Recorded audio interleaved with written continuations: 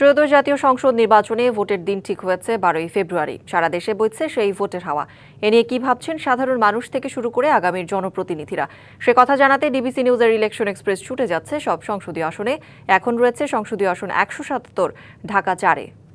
CSRM DBC election express আজ সারাদিন থাকবো ঢাকা জেলায়। এই মুহূর্তে আমাদের সাথে যুক্ত আছেন ঢাকা 4 সংসদীয় আসনে বিএনপি মনোনীত প্রার্থী তানভীর আহমেদ রবিন। আমরা তার সাথে একটু কথা বলতে চাই। আপনি তো এই আসনে মনোনীত প্রার্থী বিএনপি থেকে, তো যদি নির্বাচিত হন তাহলে কি করবেন এবং বর্তমানে নির্বাচনের মাঠে কি পরিস্থিতি, এটাও যদি একটু বলেন। দেখেন, ঢাকা 4 আসন ঢাকা শহরের 15টি আসনের মধ্যে সবচেয়ে বেশি অবহেলিত। এই এলাকার মানুষ একেবারেই নাগরিক সুবিধা বঞ্চিত।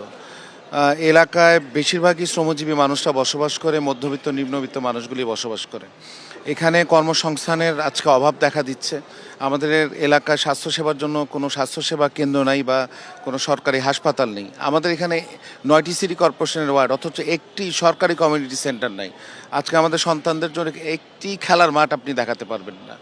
এছাড়াও আমাদের এলাকার রাস্তার বেহাল দশা। আমাদের যে অলিগলিতে যে রাস্তাগুলি আছে সেখানে রাস্তাগুলি পাকা নয়, সেখানে ড্রেন নাই। আমাদের এলাকার আরেকটি প্রধান সমস্যা হচ্ছে যে জলাবদ্ধতা যুগের পর যুগ ধরে আমাদের এলাকার মানুষের উপরে অভিশাপ হিসেবে আমাদের মাথার উপরে চেপে বসেছে। তাছাড়া মাদক এবং সন্ত্রাসীদের আখড়া হিসেবে গড়ে তুলেছিল গত ফ্যাসিবাদের আমলের বিনা ভোটের এমপিরা। সো এই ক্ষেত্রে আমাদের অনেক কাজ করতে হবে, দিনরাত পরিশ্রম করতে হবে। আমি যেই কথাগুলি উল্লেখ করলাম এগুলো একেবারেই সামান্য কয়েকটা কথা। বর্তমানে একেবারেই তীব্র গ্যাস সংকট। আমাদের নারীরা সারা দিন রাত চুলার সামনে তাদের সময় ব্যয় করতে হচ্ছে। তাছাড়া রান্না করার জন্য 3 জায়গায় তাদেরকে অর্থ ব্যয় করতে হচ্ছে। গ্যাস বিল প্রতিনিয়ত দিতে হচ্ছে, এলপিজির গ্যাস কিনতে হচ্ছে, অথবা বিদ্যুতের চুলা কিনতে হচ্ছে। তো সেই ক্ষেত্রে মানুষের অর্থনৈতিক মুক্তি এলাকার মানুষ পায়নি। মানুষের দৈনন্দিন যে ব্যয় সেটা বেড়েই চলছে।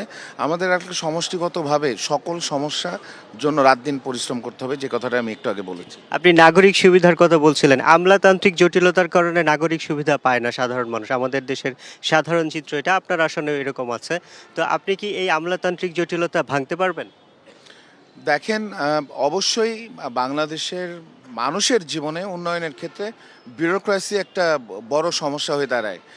আমার দল বিএনপি, আমি মনে করি যদি বাংলাদেশের মানুষের ভোটে নির্বাচিত হলে এবং জনাব তারেক রহমান প্রধানমন্ত্রী নির্বাচিত হলে এই বিষয়ে আমাদের আলাদা উদ্যোগ থাকবে, যাতে আমাদের কাজগুলি সহজ করা হয়, যাতে সহজে আমাদের যে কোনো প্রকল্পের যে কোনো ফাইল যাতে তাড়াতাড়ি টেবিল থেকে টেবিল গিয়ে শেষ পর্যন্ত এটা বাস্তবায়ন হতে পারে, সেই বিষয়ে আমাদের অবস্থান এবং ব্যবস্থা গ্রহণ করতে হবে। আপনি একটু আগে মাদকের কথাও বলছিলেন, যে মাদকের ছড়াছড়ি, এই মাদক থেকে মানুষকে মুক্তির জন্য আপনার কোনো সুনির্দিষ্ট পরিকল্পনা আছে? যে আমার সুনির্দিষ্ট পরিকল্পনা আছে। আমি ইতিমধ্যে এলাকার মানুষের সাথে কথা বলে আমি 20টি অঙ্গীকারবদ্ধ হয়েছে এলাকার মানুষের কাছে, তার মধ্যে মাদক অন্যতম। দেখেন, আপনি মাদক ব্যবসায়ী অথবা সন্ত্রাস অথবা কিশোর গ্যাং, তাদের পিছনের যদি খোঁজেন আপনি দেখবেন কোনো রাজনৈতিক দলের নেতৃবৃন্দ অথবা কোনো প্রভাবশালী পরিবার অথবা প্রভাবশালী ব্যক্তিবর্গ, তারা সবসময় প্রত্যক্ষ পরোক্ষভাবে সমর্থন দিয়ে থাকে।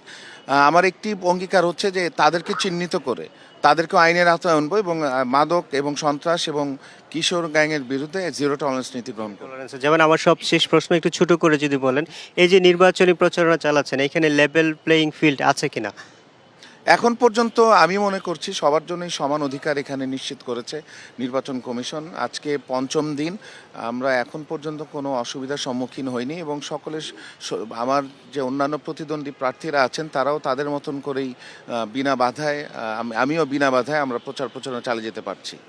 যদি কোনো কারণে পরাজিত হন তাহলে আসলে কিভাবে কাজ করবেন আপনি? দেখেন, আমি এলাকার সন্তান। আমার পূর্বপুরুষ এলাকার, আমার বাবা এলাকায় বারবার নির্বাচিত সাবেক সংসদ সদস্য জনাব সালাউদ্দিন আহমেদ।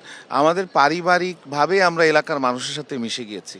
আমার পরিবারকে দেখেছি আমি ছোটবেলা থেকেই, যে সব সময় এলাকার মানুষের সেবায় তারা নিয়োজিত ছিল।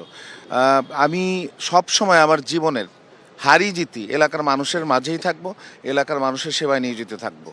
আমাদের সাথে যুক্ত হওয়ার জন্য আপনাকে অসংখ্য ধন্যবাদ।